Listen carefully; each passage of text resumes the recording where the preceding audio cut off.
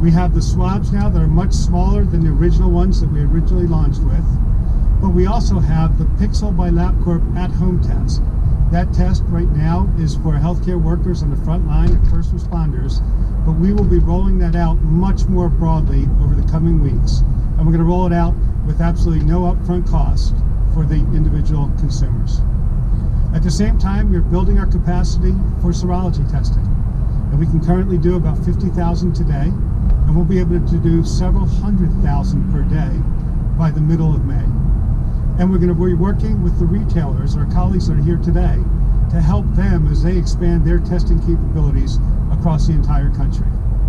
And lastly, Mr. President, we have a rather large drug development business, and we will continue to work with our colleagues in the pharmaceutical and the biotechnology industry to ensure we do everything we possibly can to enroll clinical trials fast so that we can get new treatments and potential vaccines. Thank you.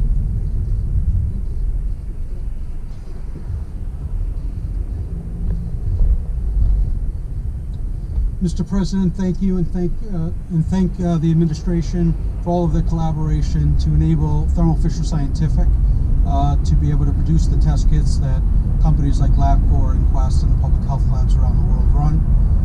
We met our original commitments of producing 5 million kits a week, and we're up to scaling that to double that in the coming weeks in terms of supporting testing around the world.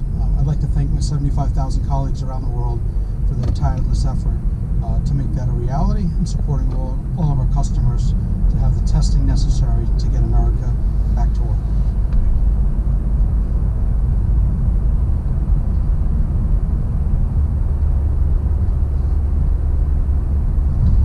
Thank you, Mr. President. I'm John Nims with U.S. Cotton, and we are the company that is going to produce the swabs to be used in these testing kits. We have about 1,200 people in our company, and in our Cleveland operation, they have pivoted from, as you said, the Q-tip style swab to a swab that's going to have a plastic stick with a polyester tip so that they can be assembled into these kits. Our Cleveland team has done a wonderful job with this, and they're very excited to be able to help in this effort. So thank you, Mr. President.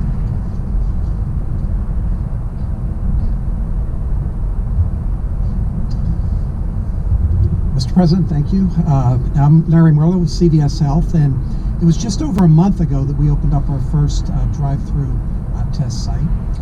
And since that time, we have opened large-scale testing facilities across 5 states in partnership with the administration and working with the governors of Rhode Island, Massachusetts, Connecticut, Georgia, and Michigan. And these sites are enabling us to test approximately 1,000 individuals a day with real-time results. We now have a capacity to test about 35,000 individuals each week. And this afternoon, we announced plans to expand that capacity even further. Beginning in May, we will install testing capabilities in up to 1,000 CVS pharmacies. We'll be using our drive-thrus and our parking lots with swab testing. So again, you'll see that coming online in May.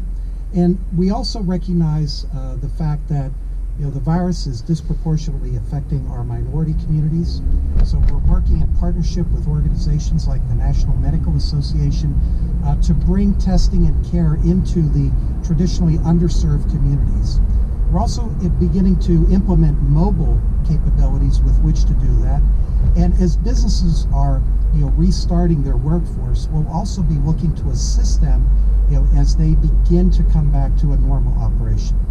And finally, as my other colleagues, I just want to thank my CVS colleagues. They have done a phenomenal job in terms of helping people in many different ways, all across communities in the country. And they're part of this army of healthcare professionals and front store and first-line supervisors and workers that are doing terrific things to bring our country together. And for that, we owe them a huge amount of gratitude. Thank you.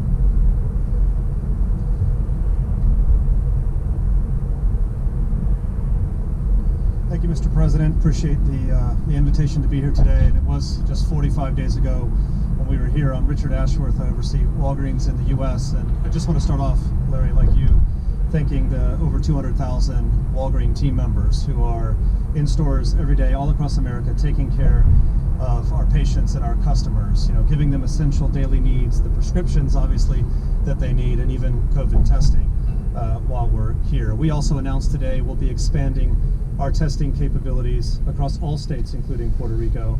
We'll be able to triple the volume that we do now in partnership with our lab partners, and we're excited to be able to do that. We're really excited with the public-private partnership that we have here, because that's what's enabling us to do this, and we look forward to working with the additional states to get these sites up and running as fast as possible. As a pharmacist, I just want to say one quick thing. I'm really proud to be part of this profession, and not just Walgreens pharmacists and pharmacy employees, but all of them across grocery, mass, independents. You're really doing what you should be doing and what you went to school for, to help patients, counseling them on their medicines and helping them understand the problems that we're facing. Pharmacy is right here in it with everyone together in the community, and we look forward to being part of the testing like we are now, serology, whatever that might look like in the future, and eventually treatment when the vaccine does come. So thank you, Mr. President, for the opportunity. Thank you.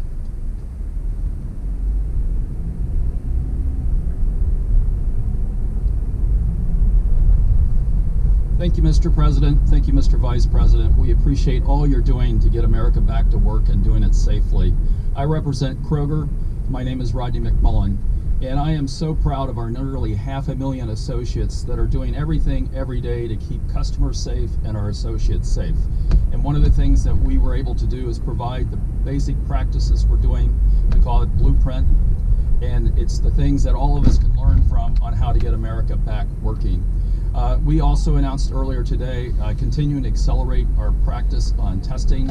We are actively engaged in 6 states. In the next couple of weeks, we'll take that to 12 states, and the number of tests that we do continues to grow faster than that. Together we will win. Together we will solve this problem and move on. America is always great. Thank you again.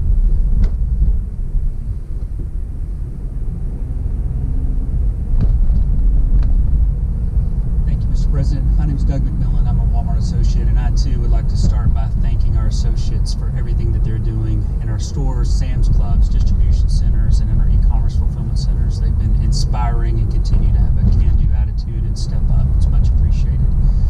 We started 45 days ago, as did everyone else, and we've been operating sites for a while now. We're now up to 20 sites across 11 states. By the end of next week, we'll be to 45, and by the end of May, we'll be at 100.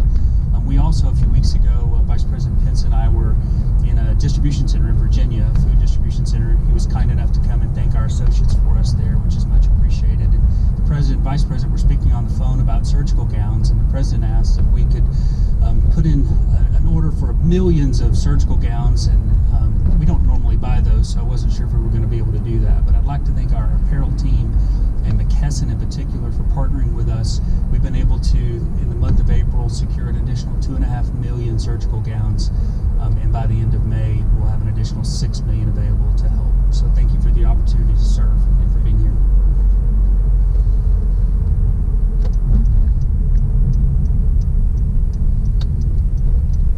Thank you, Mr. President, and thanks to the team for getting this great operation up and running for the benefit of the country. I'm Hayward Donegan with Rite Aid, and we are currently operating 40% of the current test sites in 25 locations across 8 states. And I had the opportunity, as I was driving up, to stop at our Richmond location and see the testing in action and thank the associates, whether it be security or pharmacy, front end. We're efficient and effective.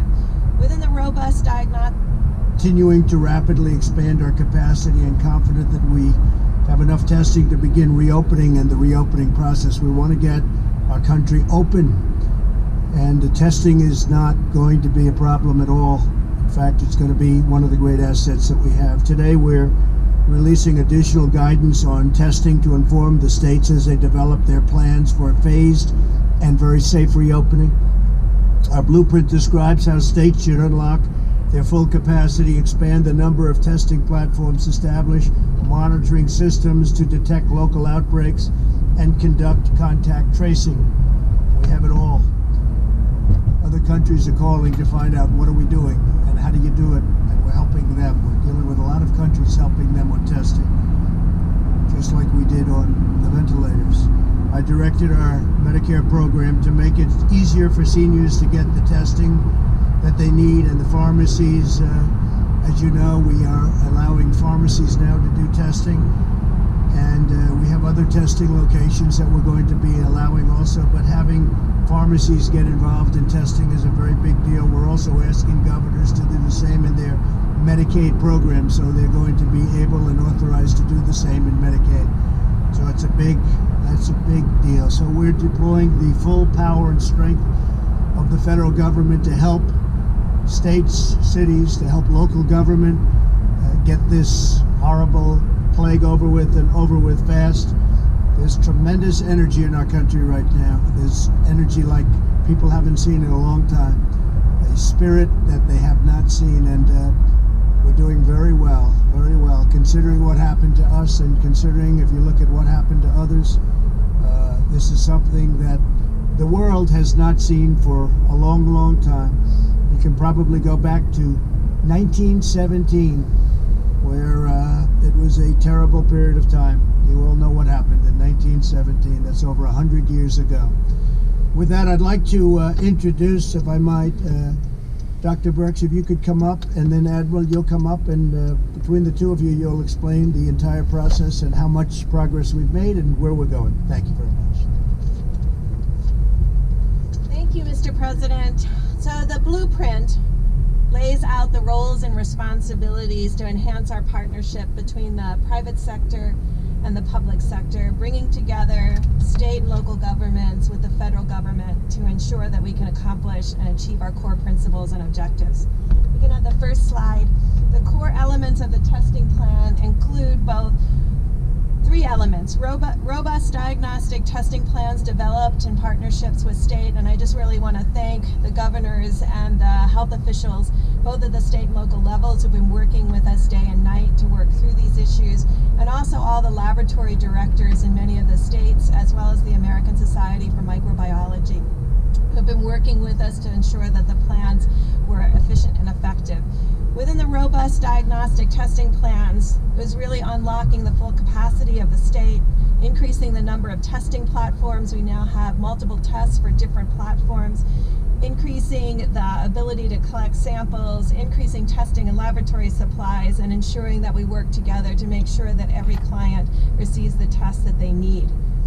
This is added with timely monitoring systems. And what do I mean by that? Systems where we bring together the ability to not only diagnose the symptomatic, but proactively and interactively work with individuals that we know are at higher risk. We've worked with states to look at where the outbreaks have occurred when they're not in the large metros, and we see that it occurs very often in places of closed settings among our Native Americans and among our long-term care facilities. So an active monitoring program that's active, integrated, and innovative. And then combining us with the third element, which is the rapid response program, relying on CDC to be working with state and local governments to ensure that every symptomatic case, and critically the asymptomatic cases, are quickly tracked and traced, to ensure that we can not only control this epidemic but predict outbreaks before they expand. And then finally, the plan includes an approach of using science and technology to develop even newer platforms, more efficient testing, really ensuring that the antibody tests that are utilized and recommended by both FDA and CDC have high quality in predicting both exposure to the virus and antibody development. And then finally, working on innovative tests that could be high throughput and point of care, an antigen-based test, or a point of care expanded nucleic acid test. Thank you.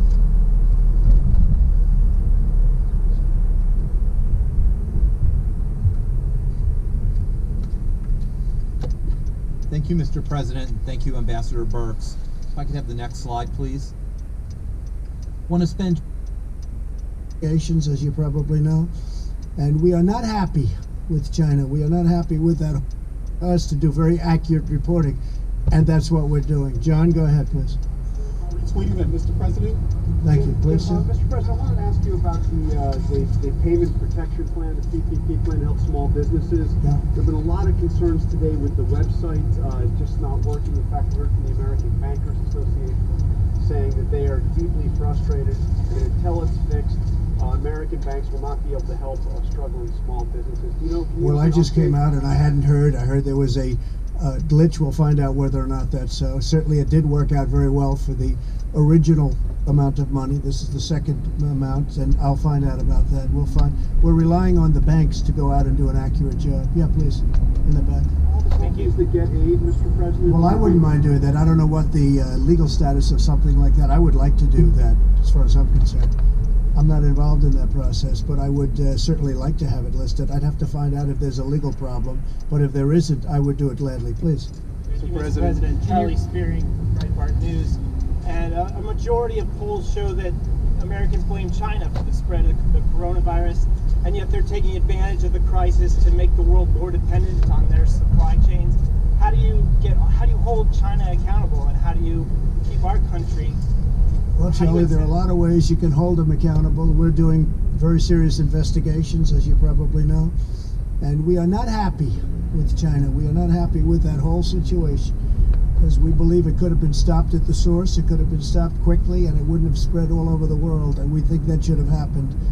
So we'll let you know at the appropriate time, but we are doing serious investigations. Businesses from relying on China for their supply chains. How do you fix that? Well, we've already discussed that, and especially having to do with medical supplies and others.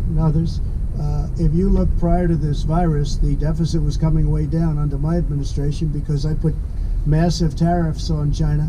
We took in tens of billions of dollars, gave some of it to the farmers who were unfairly targeted by China. Nobody's ever done that before. We never took in 10 cents from China. Now all of a sudden, I think you know very well, we've taken in tens of billions of dollars. I helped the farmers by giving them 2 years ago $12 billion, all coming from China, and we had plenty left over too. And then the following year, 16 billion. And this year we're also going to help our farmers, but nobody's ever done a thing like that because they were targeted unfairly by China. So we're doing a very strong investigation, and we'll let you know what the result of that is. We should be able to get the answers to. President, go ahead, please. As you talk about potentially reopening up America again, as we see in the slides behind you, what data are you going to look at in the future to see if restrictions need to be reimposed? Yeah, we're looking very much and reliant very much on the local areas, the governors. And that's been the way it has been for me, maybe not for everybody, but for me, that's the way it's been at the beginning. And from the beginning, the governors, some of them are doing an extraordinary job, not all of them, but some of them, and I think all of them maybe have a chance to do that. Some will be a little bit different. The areas are much different. Manhattan is much different than Montana. You have a lot of different circumstances, and obviously, if you look at the virus, it hit some areas, hasn't hit very much other areas, not even at all, almost not at all. But the entire country has been infected. West Virginia, as an example, I spoke to Jim Justice, the governor of West Virginia, and they were long before anything hit, and they had numerous deaths, even in West Virginia, and they were really the last one to be hit. So we're dealing with the governors. We had a really great call today, as I told you. Very, very solid. These were not complaining people. These were people that they had everything they needed. They had their ventilators, they have their testing. They see their testing is growing. They're growing their testing. We're helping them. We're getting them what they need. And that was a group I'm sure some of you were on the line, even though you weren't supposed to be. And I think you know what the result of that call was. Please go ahead. Line change, sir. Following up on Charlie's question on making China mostly responsible, Germany's going to build to try $130 billion, €130 billion for the damages caused by the coronavirus. Would your administration look at doing the same? Well, we can do something much easier than that. We have ways of doing things a lot easier than that, but Germany's looking at things and we're looking at things, and we're talking about a lot more money than Germany's talking about. Yeah, please go ahead. We haven't determined the final amount yet. Thank you, Mr. It's very substantial. If you look at the world, this is worldwide damage.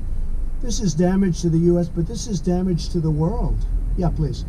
Mr. President, Attorney General William Barr directed federal prosecutors to watch out for state and local officials that might be violating the Constitution by some of their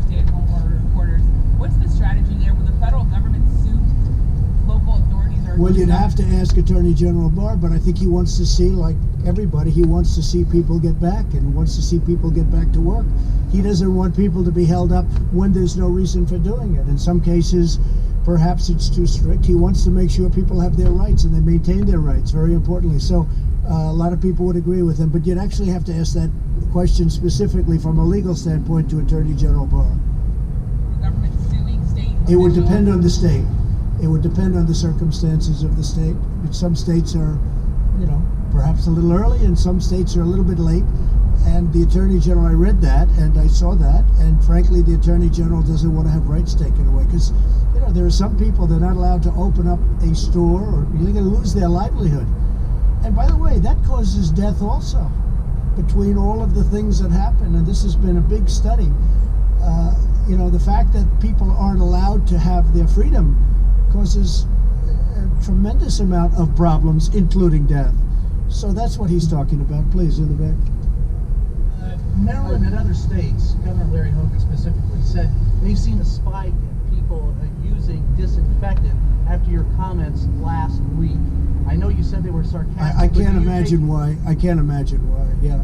They give you responsibility. No, I don't. No, I can't imagine. I can't imagine that. Yeah, go ahead, please. President, Dr. Anthony Fauci says that we need to increase testing by double it at least. So does the Rockefeller Foundation.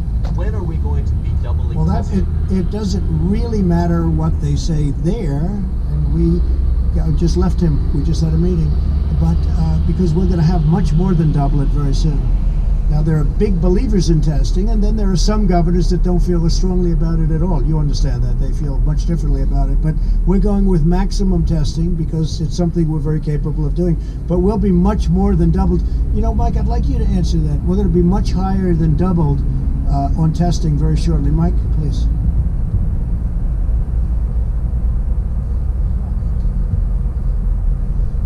Thank you, Mr. President. I hope the American people looking on today are as proud as the President and I are of the incredible public and private partnership that you heard from today. It was 2 months ago that we had done less than 10,000 tests for the coronavirus in the United States. But because the President brought together these incredible commercial labs, brought together the best-known retailers in America, now, Mr. President, we have 5.4 million tests. And as you said earlier today, we've done more than 200,000 tests in a single day. As we met with governors today, I sense the enthusiasm among governors for the way that testing is scaling all across the country. And we assured them on the call today that we're going to continue to directly partner with them to make sure that all of the resources you heard about today continue to be expanded.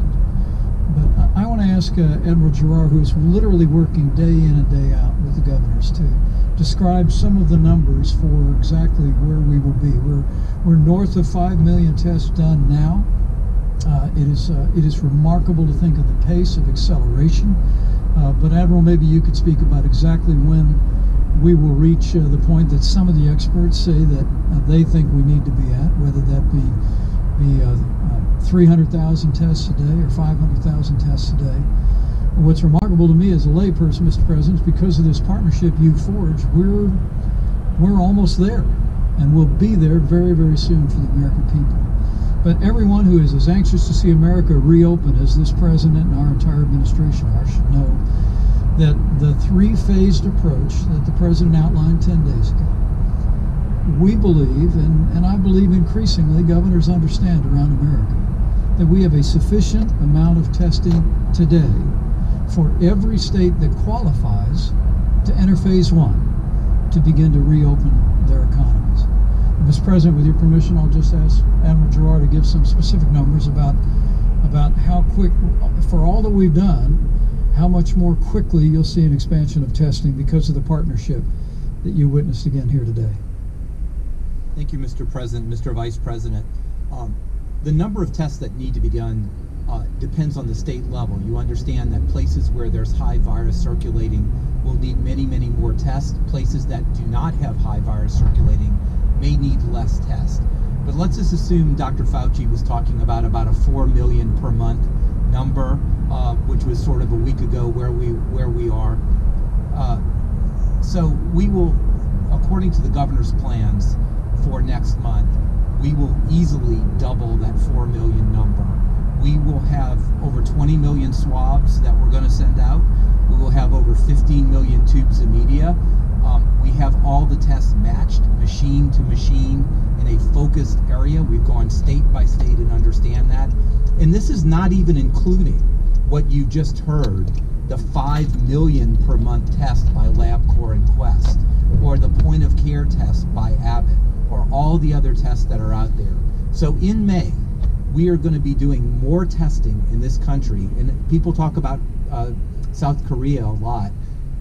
The states with the least amount of testing will double the overall cumulative number per capita that South Korea has done in 4 months, to give you that understanding. Sure, this sounds incredibly promising. Walgreens, CVS with the drive-through tests, the diagnostic agencies. But we sat here in the Rose Gardens back on March 13th. These companies were here, some other companies were here. By my count, only 69 drive-through test sites have been set up by the companies that were here. I'm wondering if you, and of course, Mr. Vice President, back in early March, you said we'd be at 4 million tests by the following week. We're just now got there in the last few days. So what have you learned about what went wrong, a month and a half, or the last month and a half, or 2 months, and what's going to go right now? What lessons have you learned from the mistakes over the last, month and a half or so? John, I appreciate the question, but it represents a misunderstanding on your part, and frankly, a lot of people in the public's part, about the difference between having a test versus the ability to actually process the test. I mean, the truth was, when the president tapped me to lead the White House Coronavirus Task Force 2 months ago, we saw the production of lots of test kits going into the marketplace. But as the president has said many times, what he understood early on was the old system would never be able to process the tests at the massive volume that we would need in the midst of an epidemic.